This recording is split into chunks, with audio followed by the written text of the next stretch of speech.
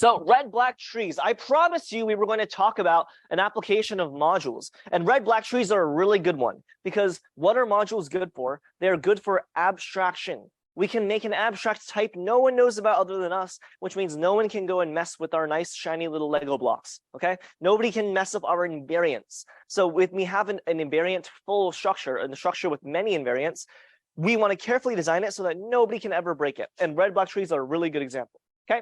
All right. Let's get started, shall we? So we're going to do this in 4 parts. We're going to talk about red-black trees, the invariants of a red-black tree, what a red-black tree is.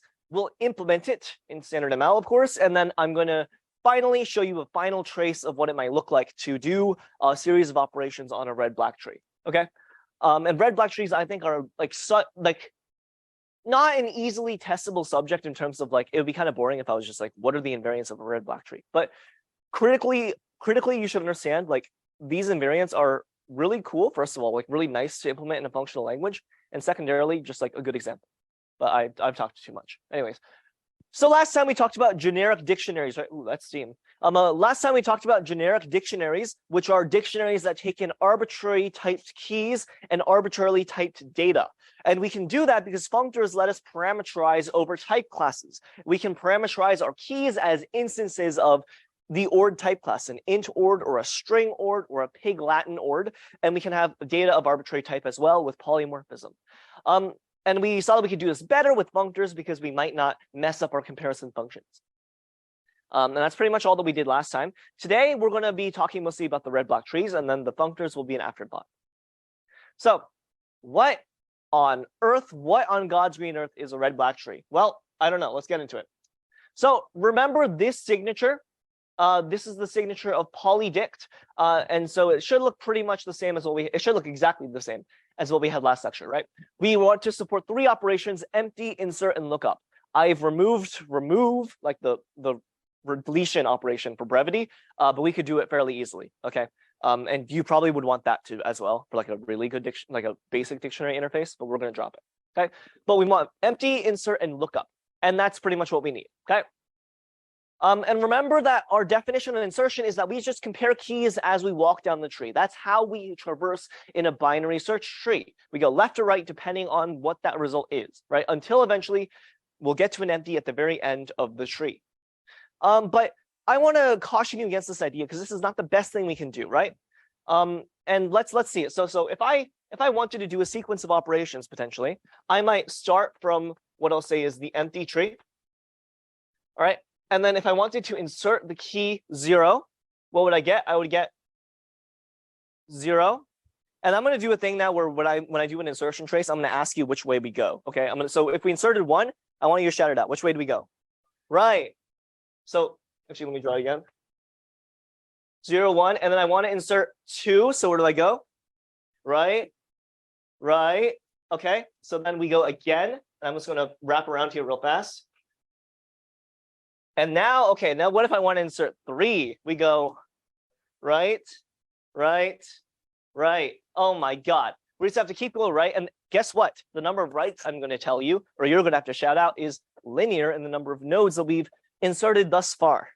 Now, I don't know about you, but I don't have the voice to keep going on for that, okay? And by placing the burden on you, now I've established a personal connection. Now you don't want to say right n times. So let's figure out how we can do better.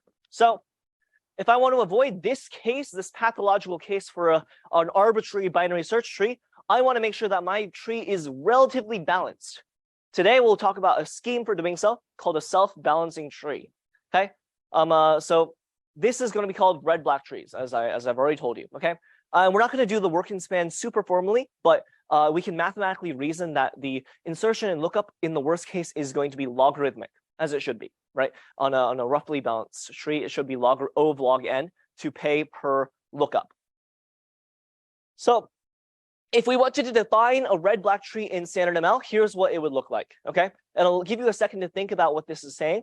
When I show you code in this lecture, we're working like within a structure that we're going to define at the end of lecture. So like this key.t like just exists. Like assume that this key is like in the ambient environment. All right. But a red-black tree is 3 things. It is either empty, or it's red and it has 2 subtrees and a key and a value. or it's black and it has two subtrees and a key and a value. Okay, a red-black tree looks exactly like a tree, a dictionary tree even, because it has a key involved. But there are two cases for its nodes. The nodes can be colored either red or black, hence the name red-black tree. Okay. So it's a particular kind of BST, and there are three invariants that we want to be assured of when we're working with red-black trees, and they are as such. The first invariant is a red-black tree is a BST. That means what? It means that, as you showed on midterm 1, if I take the in-order traversal of this tree, where it's defined, kind of intuitively as what you might think it is, if I take that in-order traversal, it is in non-decreasing order, right?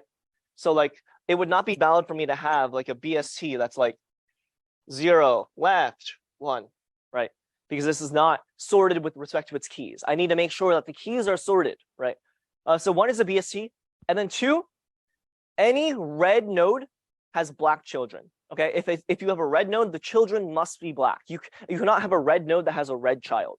We call that a red-red violation, and we'll talk about that in a second. Okay, and then 3, the most important invariant.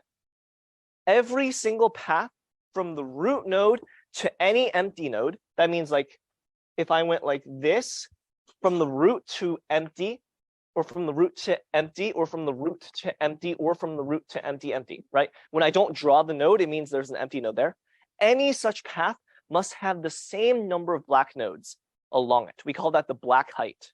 That's an invariant that we're going to try and keep.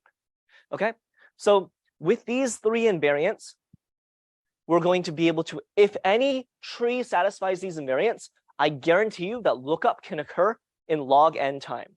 Okay, log n, where n is the number of nodes in the tree. And we'll talk about why that is in a second.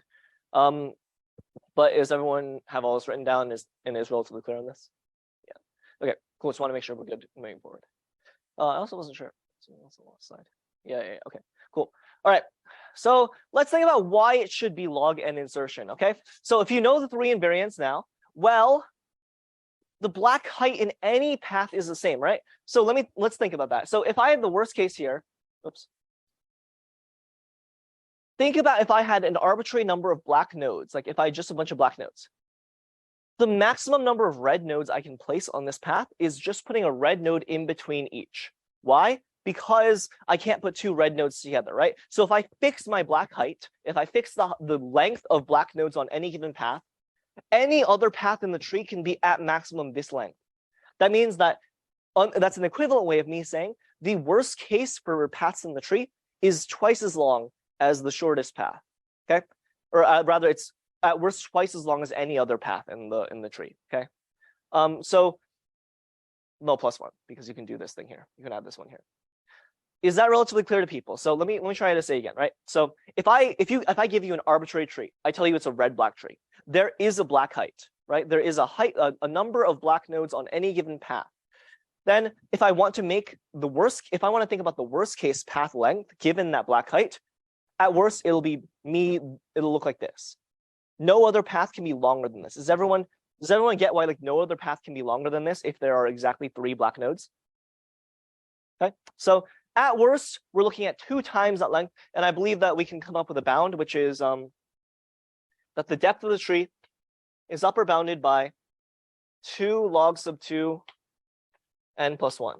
This is not like a math fact you have to be able to memorize or anything like that. But the point is that it's roughly 2 times the log of the tree, which means that it's like, basically look at this as like an upper bound that's constant in log, which is what we usually like to see, right? Like usually our depth ideally is less than or equal to log sub 2 of n in the first place. So this will be a pretty good bound. And if we have this being true, then we can do our red-black thing. Okay. Whoops. Is everyone clear on this? Okay. Because these invariants are important to know about because the rest of our lecture will be spent not on thinking about the invariants, but with preserving them, really, which entails thinking about the invariants. But whatever. Okay. Cool. All right. So if we're assured that we can do logarithmic cost operations, let's move on. So I already told this to you, but yeah, equivalently at worst twice the length of any other path. All right. Asymptotically, this will be log n. So how do we maintain invariance? Let's do it. That was a short section 1. Section 2 is going to be more detailed. How can we make sure that those 3 invariants are never broken in our tree? our mantra for today is going to be break the invariants, then restore them. Break the invariants briefly. And don't try to, and you can sort of apply this rule to the rules in general in your life. Like break the rules briefly, but then don't, okay? Which works sometimes. But when we maintain these invariants, basically, we're going to want to be able to think about each of the functions, like insert and lookup. Specifically insert. Insert's the big one, okay? So if I want to traverse in a red-black tree, I can't avoid having to traverse the path that's the same as in the BST, right? So for instance, if I have, this is a red-black tree. Well, okay, let's suppose 0.5, okay? If I wanted to insert, say, okay, I'm going to change this, 3 and 2. If I'm given a given tree, even if it's a red-black tree or a regular tree, when I insert, I have exactly one choice of where it goes, right?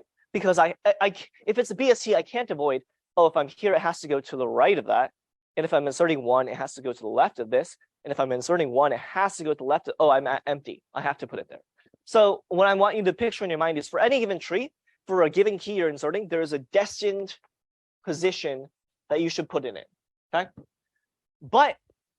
And that might mess up our invariants, but only briefly, because we don't have a choice over where we put it, but we have a choice over what we do with the tree afterwards. That's called a balancing scheme. So we'll show you how we do balancings, right? So self-balancing trees are where we're going to be able to put it in the tree, but then we'll move the tree around a bit. We're going to move some of these nodes so that we ensure that the tree is still balanced afterwards, okay? That's the idea of a self-balancing tree. So, okay. If I were to insert into an arbitrary red-black tree, I have a choice, right? I have to put it here, right? I have to put the one node here, but I can choose to color it either red or black. And that's going to be a very important decision because what decision we make might induce a violation. Like suppose that this node was red. If you recall by our second invariant, I can't have a red node and having a red child. So I can't color this red, okay? I'm going to show you this in pictures a little bit here, but oh yeah, worth noting also that this this slide deck is 2,000 lines of LaTeX. So I hope you appreciate the colorful pictures. Oh geez. Okay, so suppose I have this red-black tree, and let's first verify that it is indeed a red-black tree, right? So what is the black height of this tree? Well, 1, 2, and then I reach empty. 1, 2, and then I reach empty. 1, 2, empty, 1, 2, empty, blah, blah, blah, blah. You see how on every path from the root to an empty node, I have 2 black height. So that's good. And then does any red child have a red parent here? Just red. We only need any two nodes cannot be atop each other and both be red. That's the only color restriction, other than the black height one, I guess. Okay, so this is a valid red-black tree. And again, if I wanted to insert 1 into this tree, I have no choice. There's exactly one place where it makes sense to put this node, right? I can't put it to the right of 2. I definitely can't put it to the right of 3. So there's a destined place I must put 1. But I've kind of colored it this kind of strange, stripy red, right? Because what I'm saying is, what do I color this node? All right, let's think about it. So either red or black. Well, does anyone see a problem here? What happens if I do black? Is there any effect whatsoever? Yes. Invariant that every path must have like equal number of black. If I insert at black, we're going to break the black height invariant. Yes. So we don't want to do that here. We can't do that here. It's impossible. So if I insert at black, here we go. Black height invariant has been broken. Red child invariant is good though. But we see on this blue path here versus this magenta path, the black height is different. 3 versus 2. Okay. So let's not insert at black. Let's try to insert nodes as red nodes, okay, in general, all right? So if we color the node red, we're going to get this tree. And now we can see, okay, it must be the case, right? I can't have affected the black height of my tree if I inserted a red node, right? So that will be a general statement. We can't possibly affect this invariant if we insert at red. And hey, it looks like we're good here too, because the child does not have a red parent. So does that mean that we just insert always at red? We're all good? No problems ever. End of lecture. What do you think? There's like an hour left of lecture. Indeed, this is not the case. Because why? I want to hear it from you. What is the problem here? what happens if I insert in general as a red node always? I got two invariants. I got three invariants, but I got two invariants that matter to us right now because we're assuming that we're inserting, right? If I insert always at red, if I have this tree, for instance, okay, and you can take a second to verify for yourself that it's a red-black tree. Well, if I want to insert with a key of 2, let's do the same thing I just said, which is I'm always going to insert at red, always. Well, we're going to have an issue here, right? And actually, let's no, I'm going to make you do it. All right. You already saw where it goes, but let's insert 2. Shout it out. Left, right, left. Well, okay. 2. Okay. So let's color it red. Well, red border again. You didn't quite do well enough because look at that. We have this red node here signaling a red violation. Red violations are real bad. Border control doesn't like it when you do that. So let's try to fix this. Let's try to make sure we don't get this, but we want to make sure that we can still insert at red. So what we're going to do is the black height invariant, we try to always keep. We're always going to insert at red so that we maintain our black height invariant with the caveat, sometimes we will break our red child invariant. We break the rule, but then we restore it, okay? So we're going to be okay with breaking this red child invariant because what we're about to do is fix it, all right? So how do we fix it? Well, this tree doesn't look very good to me in the first place, right? Like, look at it. If I wanted to look up like 5, I would go 1, 2. And if I wanted to look up 2, I'd go twice that length here. Like, this doesn't look very balanced. And to be fair, this is like fine because it's a very small tree. But like, imagine if it was like slightly more elongated, right? If we had free reign to rewrite this tree however we liked, what's another scheme we could come up with for how it looks? Does anyone have an idea here? Like, if I could make this tree still have the same data, but lay the data out in a little bit different of a format so that's more friendly to what I'm trying to do here, how would I do that? How would it look? Yeah.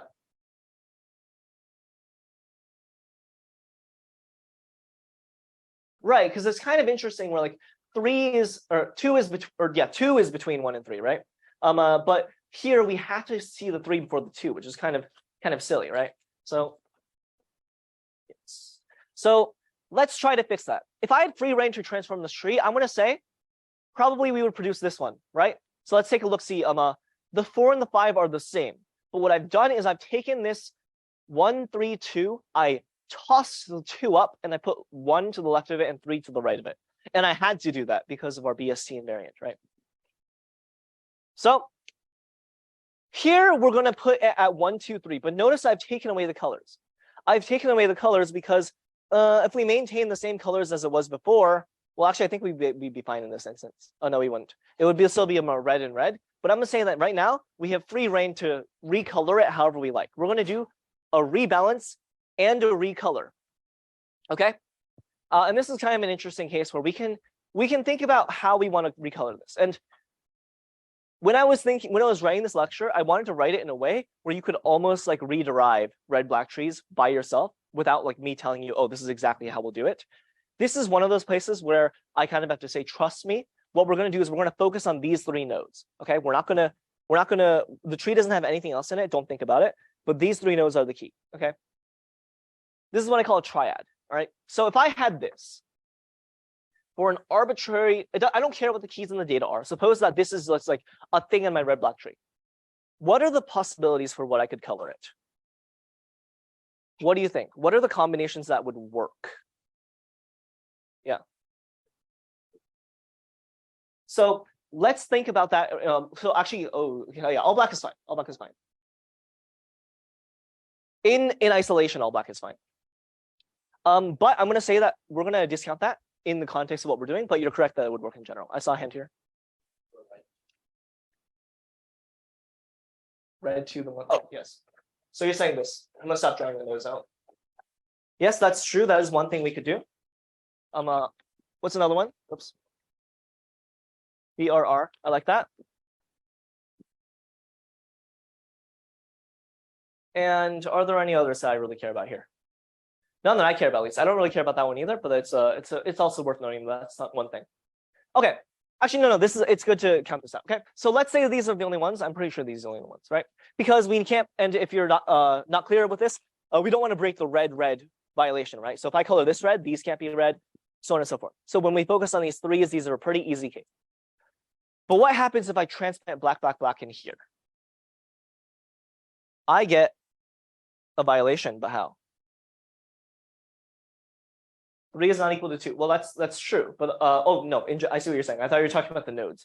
3 is not equal to 2 in terms of the height, the black height. If I do black, now I've introduced one extra black node on my way to the empty, right? And if this was the case that like every path had the same black height earlier, well, now I'm going to be in trouble, right? So let's not think about this one, but these two both are pretty good, right? And these will introduce, if you think about me transplanting either, or actually you don't need to think about it because I did it. So let's do it. This is one, red root, black children. Okay, that's one of the triads we can do. And we're good in this case, I'm going to tell you, right? Because look at this. I have 1, 2, 1, 2, 1, 2, right? So if I work through the paths, I see that they're all of black height 2, and I only have one red node in the whole thing, and it doesn't have any red children. Okay, so we're good. Good on black height, good on red children. But, and there is a but. I'm going to push back on this idea for a second, okay? And we'll see why. Oh, and actually, no, sorry, this is the good one. Let's say good. But the next one works too, and I'm going to push back on this one, all right? This will still work in terms of our invariance for this tree. But I'm going to show you very quickly an example where this is not true, okay? Does everyone agree that like both colorings, this and this, are good for red-black trees for this particular tree? I can go back and forth. Yeah, all right. I turn my slides back and forth.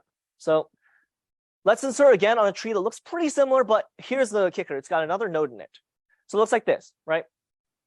Here's the new node that I've inserted into this tree. And now we want to insert 2 yet again. All right, so we're going to go left, right, left. You already did this. And it's going to end up here. It'll be destined to end up here. But now we've got a red violation because remember, when we insert at red. So we need to balance again by the same thing that we did in the last slide. Okay, I'm just doing the exact same thing, but now 0's along for the ride. Well, if I wanted to rebalance this, I would want to do the same thing I did where I move 2 up and I move 1 left and then 3 stays there, right? That would be my ideal. But note how 0 is in the equation now. It was easy to think about how we wanted to reformat the tree when 0 wasn't here, when it was just these 3. But what I'm going to say is all we're going to do is we're going to keep the relationship of 0 and 1. Okay, so when I move 2 to here and I move 1 down, I'm going to keep 0 as the left child of 1. And in fact, I'm forced to do that because of the BSC invariant. Okay. So what I mean by that is we're going to have this, right? I have the same triad, but 1's child is still 0. Is everyone clear on this? Like we only really have the choice to do this here if we want to rebalance in this way. Okay. So I have no choice but to put 0 there, and then we're going to have the same choice where we can color. And it'll be one of these two. But let's try it. Well, with the red children, now I've induced a red violation, you see? Because look at that. 1 has a child which is 0, which is red, because 0 was along for the ride. Because I recolored 1 from black to red in the transition, right? Because when I went from here to there, right, 1 used to be black, now it's red. So coloring with this schema is going to be problematic. We don't really want to do this because it's not going to be able to work in the general case. But the red, black is looking pretty good, right?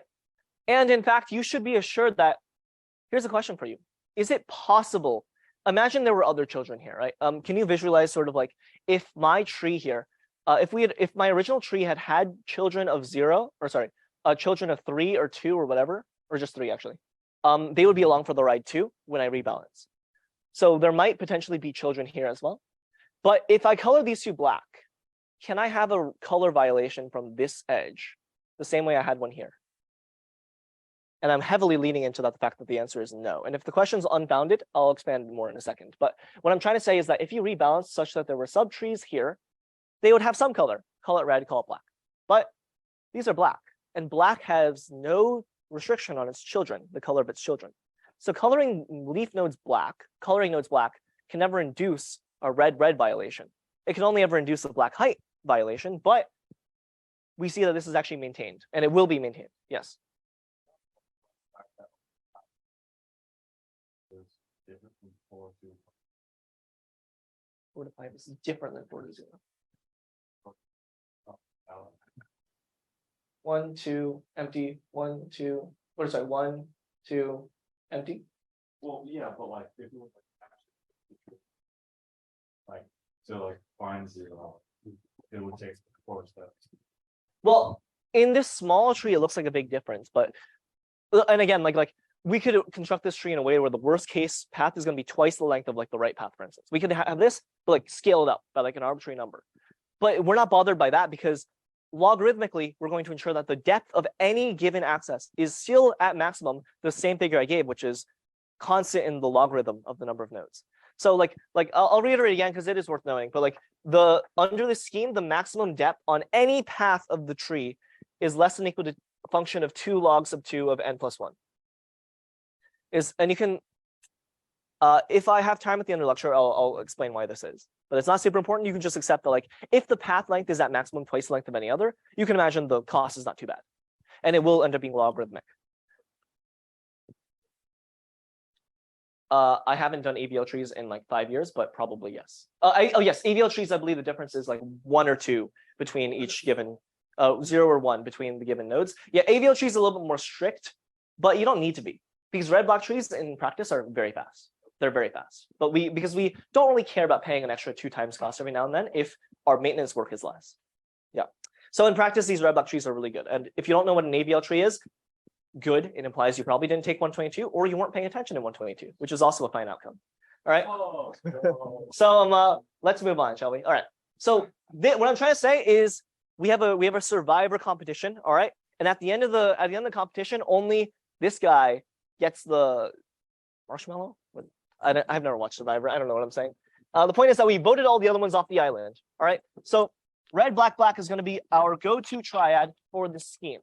And you should be assured that like this will maintain both red children and also black height. Okay. And we can think about that for a second, but you can also just take it on my word for now, and then we'll see more examples in a bit. Okay. Okay, we're done. Are we?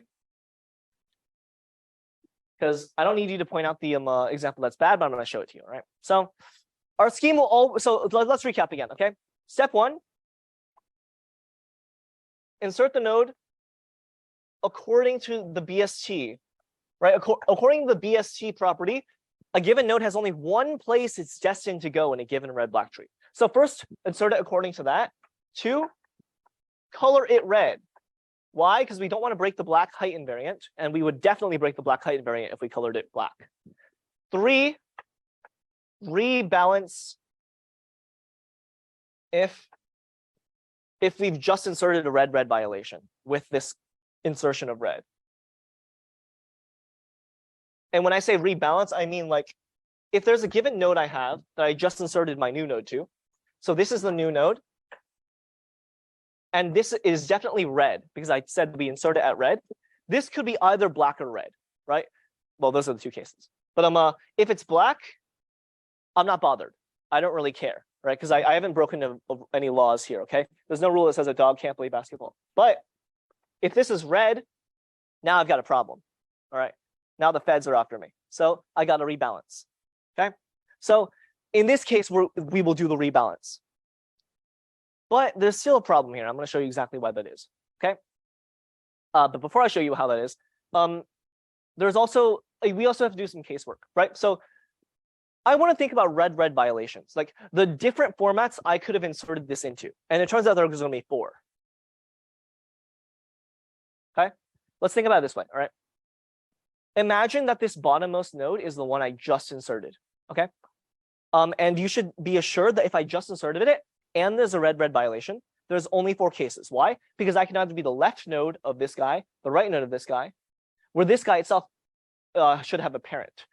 We might also be at the root, but I'm going to save that for later, okay? So like assume that we have a grandchild, a grandparent. If we have a grandparent, can this guy be red? Is there a case where that's red? Why? Why can my grandparent, after I've inserted this guy, the guy at the bottom, not be red? Inductive leap of faith. Yeah, because in particular, my invariants, which I already worked so hard to preserve. If I'm inserting into a red-black tree, that means that this thing never existed, and this was the way it was before I inserted. So if this was red and red, I wouldn't have inserted it into a red-black tree. I would be breaking my precondition, and I don't care about what happens when I insert into a red-black tree.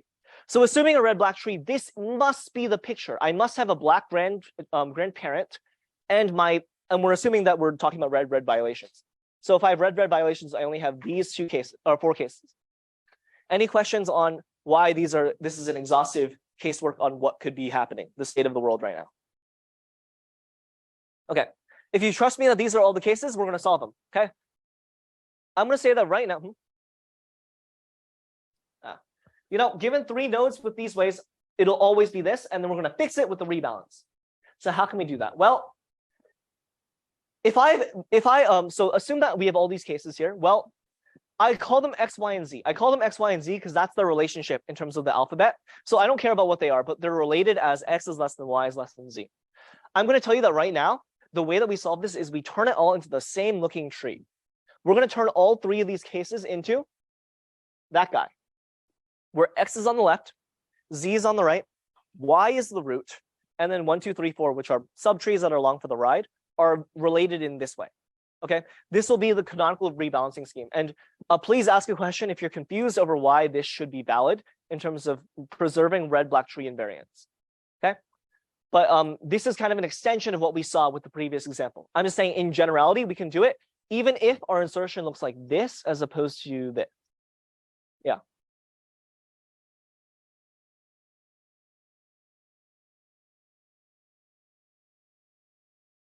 Yes. That's the case that we're going to be breaking in a second here. That's the case that's the bad case. But for now, we're going to push our problems up in a sense. And what I mean by that is like, yeah, we're gonna solve our problems locally, okay? And we're gonna break it for the tree above us. But the great thing about this is that the guy above us, now it's their problem, and they can go solve it, and they will solve it. And then recursively, we're going to keep doing that all the way up to the root. I'll expand it a little bit more, okay? So we can only ever produce this, and then this is going to be impossible to produce a red-red violation for 1, 2, 3, 4 by, again, my previous logic, which is that black or red, this does not induce a red-red violation. Neither does this induce a red-red violation. And also, if we do this, based on the scheme, if you do the casework, like 1, 2, 3, 4, all of these cases, they have exactly 1 black node to either 1, 2, 3, or 4, right? That means that if we preserve that there's exactly 1 black node on the way to 1, 2, 3, 4, we're good, right? And here we have, because this is black, this is black, 1, 2, 3, 4. Okay? The black heights invariant being satisfied here is a little more subtle. Does everyone get that? Like 1 black node before, 1 black node after, I ensure the same total black height of my subtrees. Yeah. Yeah. Because we only have 1 black grandchild or grandparent, there's only 1 black node in this given rooted subtree that goes to any of these subtrees. So we just have to induce an overhead, literally, there's a black node over our heads, and then we'll satisfy the invariant. All right, cool. Okay. All right. So let's move on then. Cool. So again, we go back to this idea of are we done, and then Stephen identified we are not. So notice how this one goes right, the grandchild goes left here rather. And thus, if we wanted to turn this and this into that, you can visualize we kind of shift it right. We take it and we turn it right because Z goes to the right here and Y stays at the top. Or here we kind of like shift right where Z goes right again, right? So we call this a right rotation. I'm making this distinction because these are going to be 2 different functions. So this is what I call right rotation because we turn the tree right to go here to the nice tree that we want to get. And I call this a left rotation because this is the other 2 cases where I turn it left and X in particular goes left. And then we produce the same tree, okay? Right rotations and left rotations. And it turns out that we're going to implement functions that are named the opposite. So a left rotation corresponds to a function called restore right. And we'll see what that is. It's not my choice, okay? This is how it usually goes in this course.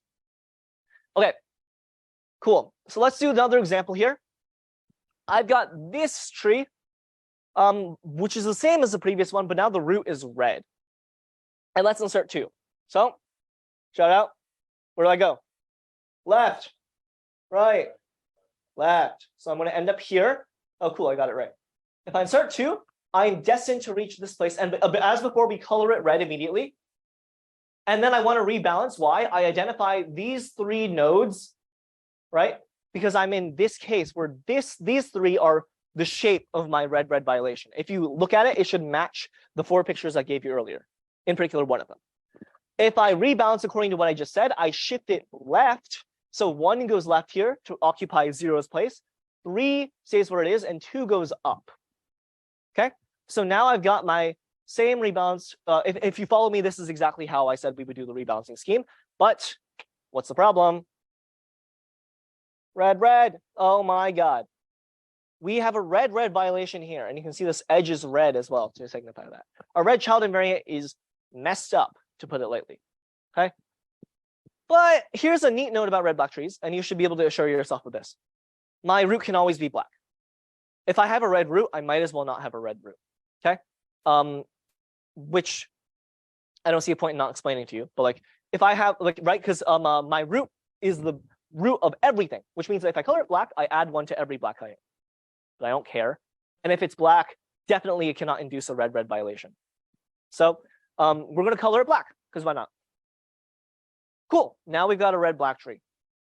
And that's for free. But here's the question. Did we get lucky by this? Did rebalancing once and then happening to end up at the root just make us get lucky? Well, in a sense, we're going to have to keep doing this, because this might not have been the root of our tree, right? This could have been the subtree to a bigger tree, in which case we need to think of a way to solve this problem if we consistently end up with a red violation after doing our first rebalancing.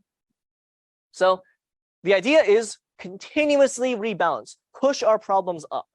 If I have an insertion at some subtree here, okay, I can rebalance, and then my root of that will be red, right? By what I told you, this rebalancing scheme is always my induced subtree, my new subtree is always having a red root, which might be subservient to a bigger red node, which might be subservient to an even larger tree.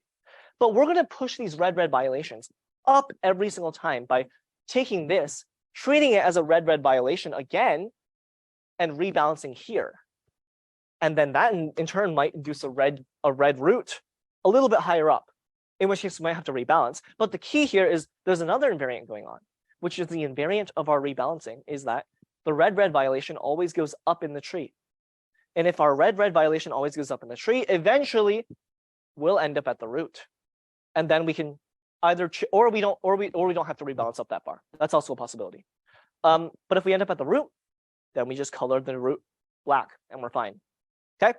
So there's kind of like 4 invariants floating around here. The invariance of the red-black tree and the invariant that we have when we push up our problems. Okay? Remember, when you have problems, hand them to your recursive call. They'll deal with it. All right, or your caller maybe. All right, quiz time. Get up. All right, let's move on. What we're going to do is we're going to, now that we're assured, is everyone like, okay, temperature check. Who is good on the theory? Like yes, we're going to do things in this way. I just need to see, like theoretically, and then we'll implement in code. Like up, down, left, like the theory makes sense. Invariants, how we're going to preserve them, how we might break them. And then 70% of you are in the abyss and not present. Yes. Indeed. Yes. We'll see that in a second here. Okay, cool. Sounds good. All right. Let's implement red-black trees. So I'm going to formalize this notion of red-black tree insertion by giving you a new notion called an almost red-black tree. And an almost red-black tree is almost a red-black tree in the sense that it has the same properties, but its root may be red, and one child of that root might be red. Okay? That means that, we'll see. That means that an ARBT is allowed to break the red child invariant a single time at the root. So this is, well, yes. Well, no, it's not. You actually have to add this because, oh, and this isn't either, please. Okay, this is an ARBT. All right. See all these restrictions on red-black trees. It's hard to even construct one that's like pretty unbalanced, right? This is an ARBT because I have a red violation right here. Okay. And we're going to see why that is, because this invariant is that we're going to push these ARBTs up. We're going to make it such that the subtrees are continuously ARBTs until the root is. Okay. Here's our specification for these two functions we're going to write called restore left and restore right. And remember that I call restore right on these conditions, okay? I call it on these to fix the red violation. So restore left for these upper left two, and restore right for these upper right two, okay? Restore left takes in a red black tree. And you must have that either this is a red black tree, or it's a black tree where the left child is an ARBT. Because the left child has to be an ARBT, because that's the thing we're trying to fix, right? That's our requires. So we require this condition, and we restore left because the left child has to be an ARBT, all right? And the right child has to be a red black tree as well. But I ensure that restore left always gives me a red black tree, okay? And this should follow, because I showed you that if we rebalance like we did earlier, we always get a red black tree at the particular subtree we were at. But that might not be true generally up, because we might have a red violation, okay? So is everyone clear on like why, again, like is everyone clear on why restoring left or restoring right, as I previously said, should produce an RBT? And you agree that the left here is an ARBT and the right here is an ARBT. Okay, all right. So if that's true, let's implement it. Or actually, let's not implement it first. First notion, which is just that, oh yeah, when we implement restore left and restore right, we are sort of like kind of ambiently inside of a functor. Like I haven't defined it for you yet, but we are. Which means that when I define restore left and restore right, I'm going to be able to say, oh, those aren't going to be visible to the module user at the end of the day. All of the things we're doing right now are hidden behind the curtains, and then some, programmer in Cambodia 2 months from now is going to thank us profusely for our nice red black tree library. Okay, but they're not going to know about restore left and restore right. All right, cool. Okay, I wasn't supposed to show this to you yet. Let's do it. Okay, so what I want to do is I want to put in code this idea. There's a two-word phrase I'm looking for of how I'm going to do that, which starts with P and ends with matching. It's called pattern matching. You see, I don't think that's a word. What we're going to do is we're going to use pattern matching to be able to look at this. Can somebody actually write to me what it sounds like to express this subtree in words? And it might have subtrees here. I haven't labeled them, but 1, 2, 3, 4 are still around. Okay. How would I write this in pattern matching form?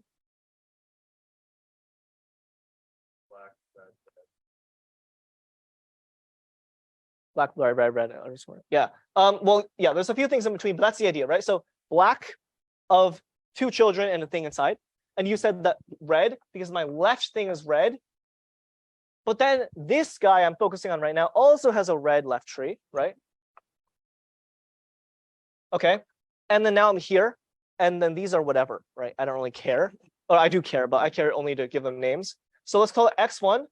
Let's call it, oh wait, no, actually, I think I called it T1. X, that's it. And then T2. So that means that there's going to be a T1 here, T2 here, and X is my node name. And then, well, okay, this is one subtree. Then this red subtree has itself an entry. Let's call it Y. Okay, and then now we're here. So this has a right entry. Let's call that T3. And now this is a tree, right? So I need to resolve this black one, right? Because the black needs another middle and a right. So we're here. So the black entry, call it Z. And then we'll say that this one's T4. And if you think about it, and let's see whether or not it's painful to go back all the way to show you. In retrospect, I probably should have put it there. Yeah, there we go. See this? 1, 2, 3, 4. So with these subtrees I have here, this is the exact same thing. X, Y, Z, 1, 2, 3. But they correspond to T1 through T4 and X, Y, Z here. Okay. That's how we'd put it in pattern matching form. But we want to get here. We want to get to this tree. How do I write that in pattern matching form in SML? Yeah.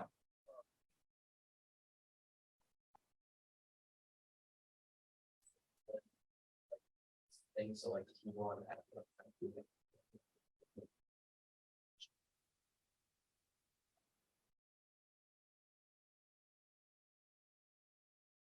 Did you say T3? Yeah. Okay. Z. Excellent. Excellent. Good. Okay. Yes, that's exactly how we put it in pattern matching form. I'm gonna need other people to start getting these high choose. Oops, sorry. Okay.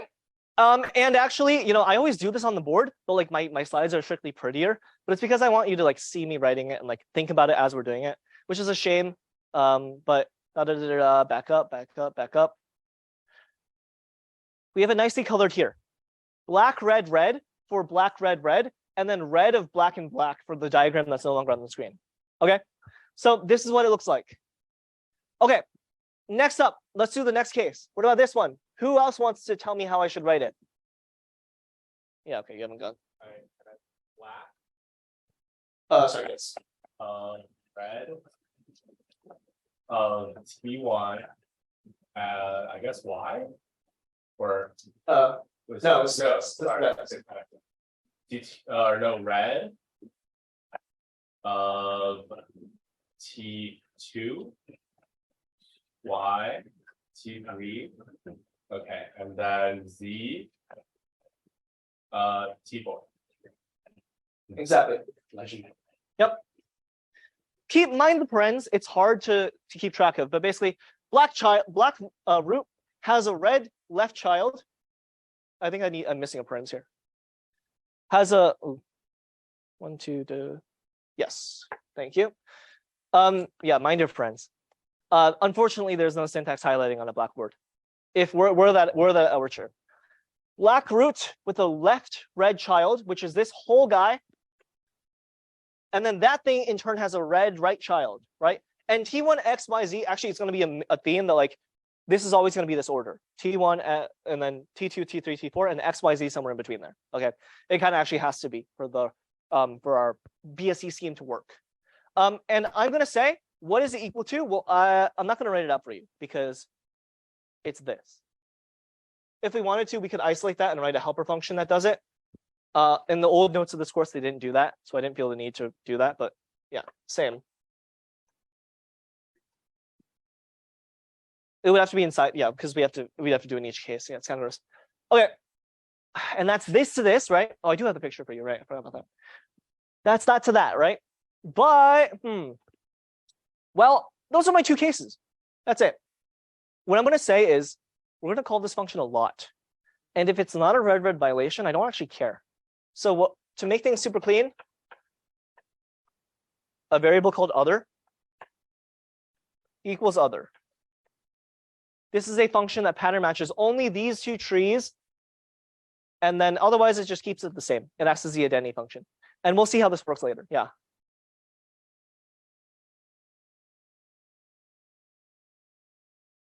It will make our future code a little bit more clear. We could definitely do that. In fact, you could argue that maybe it's just as clear, but it's a little extra work to do all four at once. But I think it makes the code look a little bit nicer. But yes, you're correct. We can pattern match on all four at once because they're discrete cases. Yes. Okay. Cool. All right. Let's move on. First of all, let me tell you, restore right. We're going to do this case first. Like so, B, R, and then R left. And if you don't have the picture, I'm not sure if you're going to be able to do a super. But anyone want to volunteer for this one? Yeah. So black.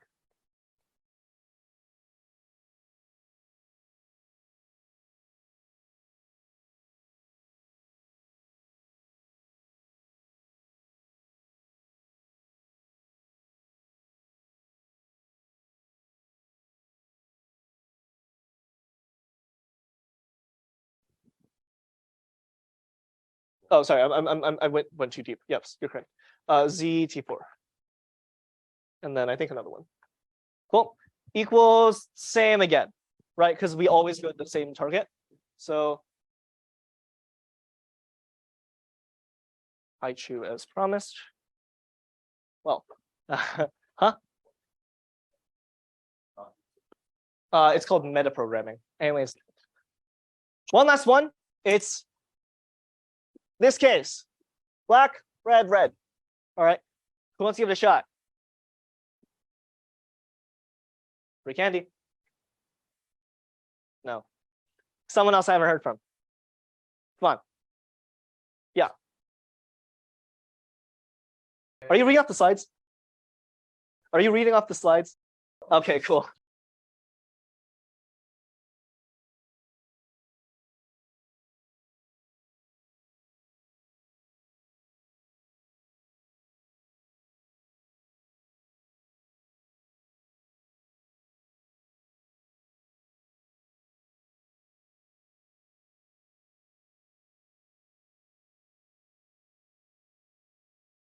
Y, which is the middle one. Yep.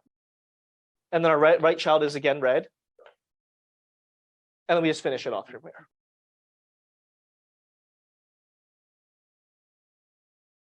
2, 3, 1, 2, 3, 4 equals. There's like just enough room for this to be uncomfortable to do with a, oh geez. There's just enough room for this to be uncomfortable to do at like my normal writing pace. But yes, it's also on the side. So, well, we already did all of restore left. So it's this, right? Black and then red, and then the left of that red is red. And then we go the same thing. In this case, black, but my red has a red right child, goes here. Okay. Refer back to this. It looks a little nicer than what I have on the board because it has the highlighting. But yes, okay. Equals same. All right, now for a Haichu, who wants to tell me this case? No. It's going to be symmetric. We're going to do other goes to other again. We don't care about cases that are not red-red violations at the root or at the child of the root. Okay. Oh, another reason for that. It makes the specification of restore right and restore left nicer. That's what I was thinking of. Let's look here, right? Restore left in particular takes in a T where the left child is definitely an ARBT and a right child is an RBT. If you combine both, now you're like, T is a black tree where the left child is an ARBT and the right child is an RBT, or T is a black tree where the right child is an ARBT. It's gross casework. I think that's the point. The specification is cleaner with a separation of concerns. Okay, that's an aside. Anyways, cool. This is how we write our restoring functions. And now I have the privilege of erasing all of them because we're going to move on. And we're going to do insertion. Okay. So, okay. We are equipped with these restoration functions now, which means that we can fix these red-red violations, but we got to do the insertion thing in general. Okay. And here's how we're going to achieve it. Okay. When we write our insertion functions, we're going to run two functions. Remember that thing about how when we induce a red-red violation, we move it up. But do you remember that example where eventually we had a red-red violation at the root? Like eventually after our rebalancing, it looks like this. And then we were like, oh, it's red at the root, so just color it black. Because we only want to do this at the true root of the tree, we have to isolate this into a different function. So we're going to write a recursive function called ins that does like the regular insertion rebalancing recursively, and then a single wrapper function on the outside for the entire tree whose role is literally just to color the root red or black. Okay, I'll show this to you in code and then it'll make more sense. But that's the way we're going to do it because we can't do it in the recursive helper because then the recursive helper would do it on every subtree. But here's how we'll do it. Okay. So if I wanted to insert, actually no, sorry, I'll show you the schema. So first of all, these are our trees, our functions. To insert, I take a key and a value, and I take a red-black tree. And this is the true insertion function. It will ensure our invariants hold. I get in an RBT, I get out an RBT, but with the new entry. The ins function is going to be the recursive one. Ins is going to do the same thing where it takes in an RBT, but now it might return ARBT. That's why we introduce this concept. Because remember, when I insert, I color my root red, which means that I might have a red-red violation. Okay, or rather, I color the thing to the left of me red. Yeah. Okay. So ins is going to satisfy this specification, and we'll use it so that eventually, at the very end, insert colors the root, the true root, black. Okay. And this is what it'll look like. Okay. So insert is going to be first. I have this insertion function, ins function, which I'm not going to define for you yet. We'll do that in a second. But when I run ins, I get out either a red tree or not a red tree. If I get out a red tree, I just color the root black. Does that make sense pictorially as to what we did earlier with the same example where I inserted, I rebalanced, and then I colored the root black? Same deal here. That's the only reason why this distinction exists, because that's what insert does. Let's do ins, which is going to do the recursive thing. Okay. Okay. And one note also, I'm going to not have it taken k comma. Oh, I am going to have it taken k comma v. Whatever. All right. I said I wasn't going to. I think that's a typo, but whatever. Okay. Well, what are my cases? I'm now doing insertion of a tree. What do? I immediately pattern match. Tell me what this is. Red. Why red? We are only putting in red. Exactly. So red of empty, K comma B, empty.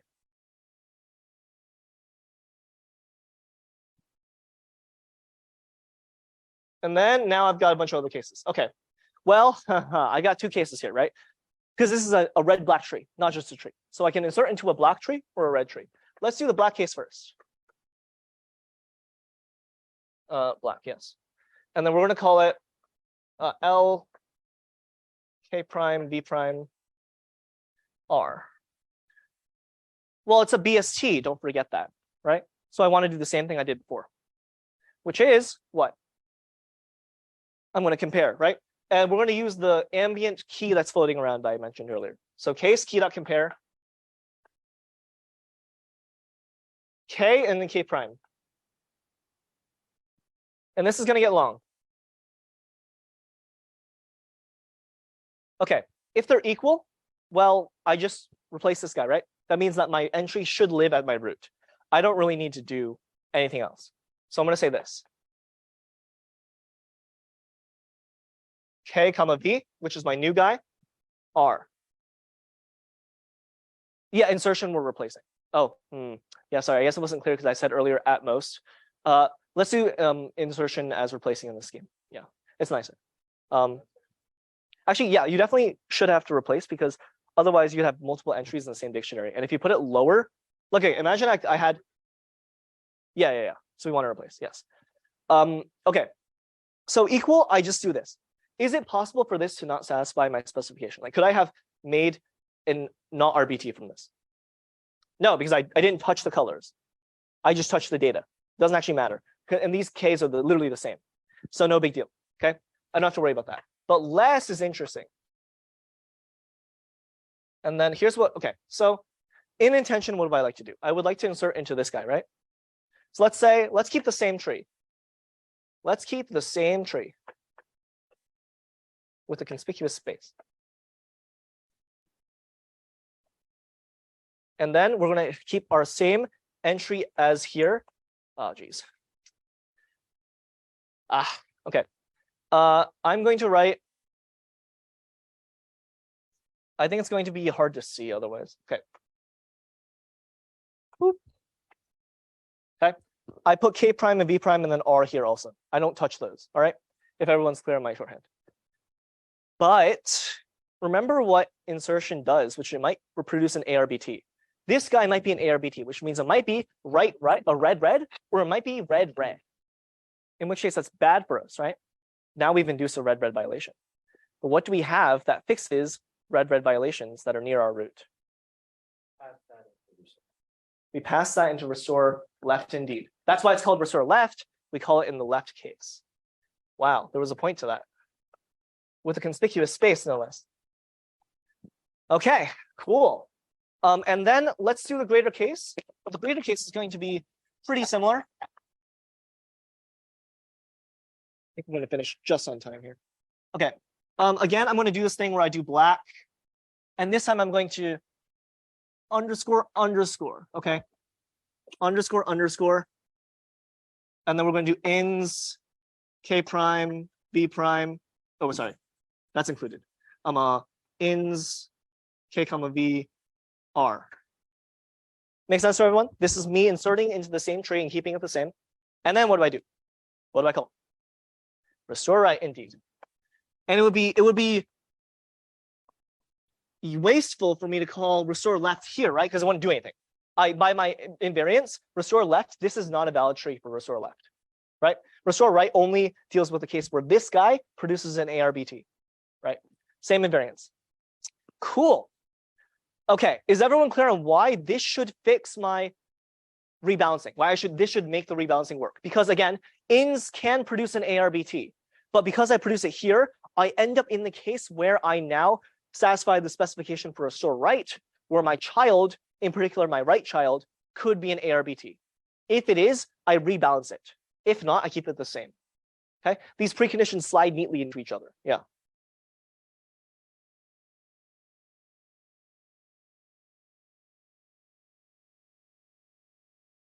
The red at the root. Yeah. That's going to be difficult for me to remember exactly, but it'll look like this. Yeah, it'll look like this. And we insert this. And the other cases don't matter, okay? But I assume there's something else that makes this an RBT. So if I had this tree and the other associated metadata, and I inserted here, I have a red violation here. I have a rooted subtree that's like one of the bad cases here, right? Because this is red. So I produce red, black with red. So in this case, actually, where we are here, this is our ins, okay? This is our red, and we insert into this and cause it to be RR. Then this guy, one step up, we restore left on to get this guy. Okay, that's the idea. Okay. Yeah. Yes, indeed, it may return ARBT. It doesn't have to. Okay. And I'm going to do it partly on this board and partly, and by that I mean I'm going to literally write this case out here. But it looks similar, right? Because red is just like pretty much isomorphic to a black, right? So we do this. And now I've got to erase this stuff on this board. But we're going to do the red cases. Now here's a question. How complicated do you imagine this is going to be? And I realize this is actually going to be a hard question to answer because it's not at all obvious. But what we're going to write is same deal. I write the same stuff where I compare K and K prime.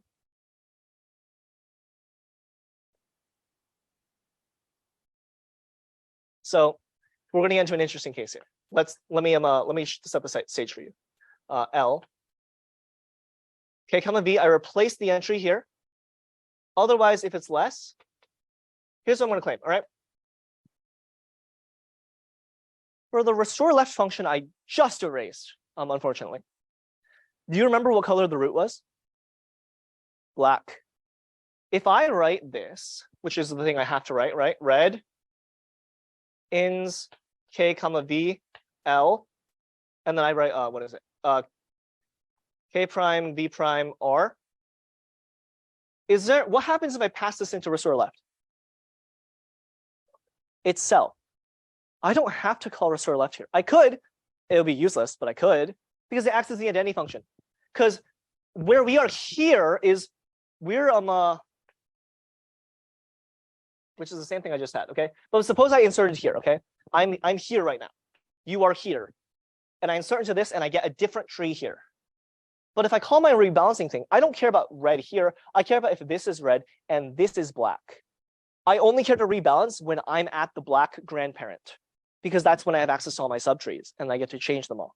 So in this case here, in the red case, I'm maybe in the middle of something that produces something that gets rebalanced by my parent. But right now, I don't need to restore left because it's not going to do anything. It can't do anything because this has to return to me a red node.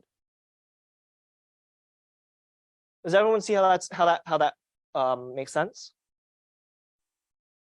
Okay. Basically this must be a red node because I put the red here, and therefore restore left on it would do nothing. That's the main kicker. Okay. And then the greater case is going to be the exact same, except for I'm going to insert into the right instead. L, K prime, B prime, ins, K comma V, R. Okay. One other note also, because I'm in the context of this K comma V from the insert, because we're here, I didn't have to pass in the K comma V because I could have just like kept it in the environment. Doesn't really matter, but it could have made the code a little bit nicer. It's just I put it in the slides and I had to commit to it. Okay. And then finally, after ins runs on the entire tree T, whoa, it's been that long. Okay.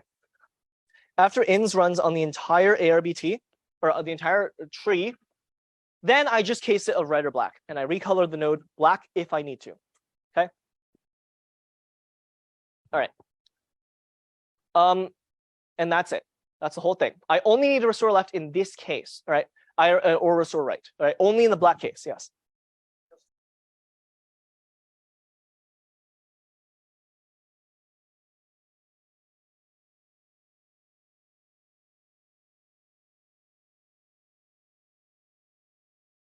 Right here. So if I'm here, this means that I was here. Then on my left guy, if you look at my code here in the red case, so that means I go here red because this is red, and then I compare, and we'll go left because we inserted left, and we're going to see something. I don't care what, but we're in the last case. So we insert here, and this guy turns in this. So we're now here. And now what do? Well, now I've called this, and then I return just this. I return just this. Ins returns just this. But then insert intercepts it, because this is the final return value. So we go here, and we case this of red. Is this red? Yes. So let me color it black. Paint it black. Yeah.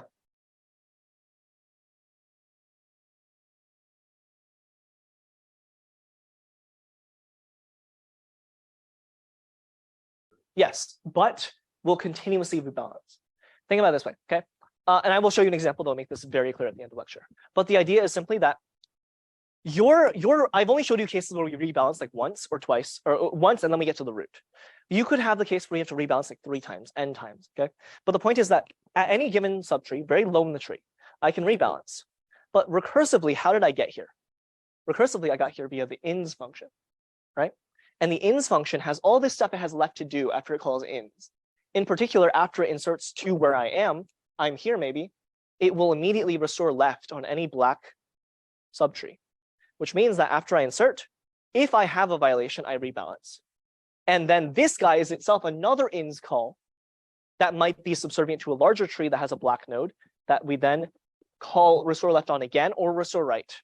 So the point is that like it's something called weaponization of the call stack, I call it, okay? Basically meaning that like the way that we have these calls set up such that recursively I have work left to do after this, that will ensure that I always, when I make a change, I then rectify it. And then larger, I make that change and I rectify it up and up and up the tree. Okay, we kind of unwind the call stack, if that makes sense.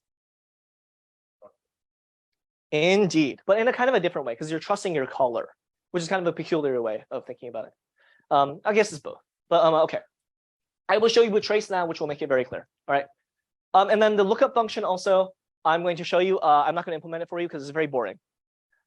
It's the BSC thing, right? This should look like BSC code. The one thing that's new here is something I wanted to show you very briefly. This shouldn't look like real syntax to you because this or is inside of this parens. It's something called an or pattern. In an or pattern, you can match either case so long as they and enter here in either case, so long as they bind the same variables of the same type. Okay, it's just because like the red and black cases, I look up the same, so I might as well do the same thing. So this is an extension of SML in the SMLNJ compiler called or patterns, but we can make use of it and it will main it so we don't have to copy paste this code twice or isolate it to a helper. Yeah, because it's either red or black and it binds all the same variables, I can run this code safely. But you can imagine if this pattern bound X and this pattern bound Y, then like if we went into the X case, we might use Y. And if we went to the Y case, we might use X. This is definitely an aside.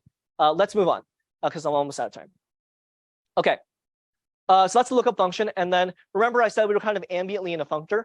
So this is the final thing. Everything we've been talking about this whole lecture is down here. Okay, he exists out here. And we're going to do the same functor thing. This didn't stop being a lecture on modules. Okay, this is still a lecture on modules.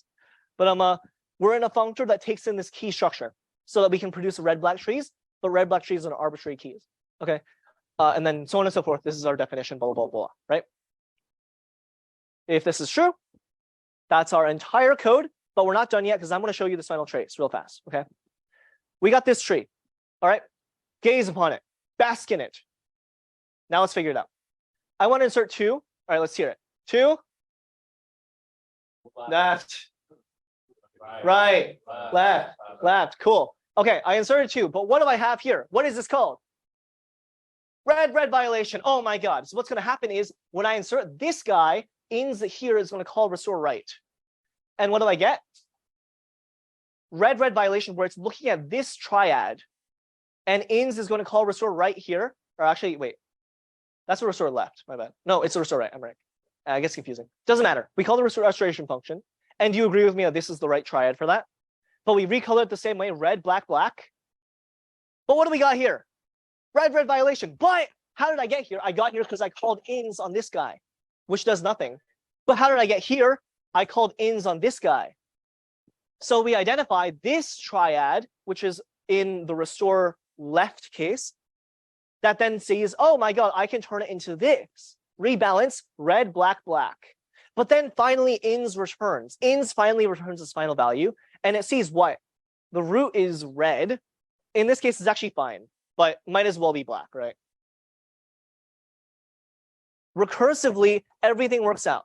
And look at how much code we produce to do this. This much code. And this looks like a picture. This looks like the picture. Picture programming. I disagree. I could have isolated this into a helper. Don't play code golf with me, I will win. Okay. Anyways, recursive leap of faith, red, black trees. Thank you.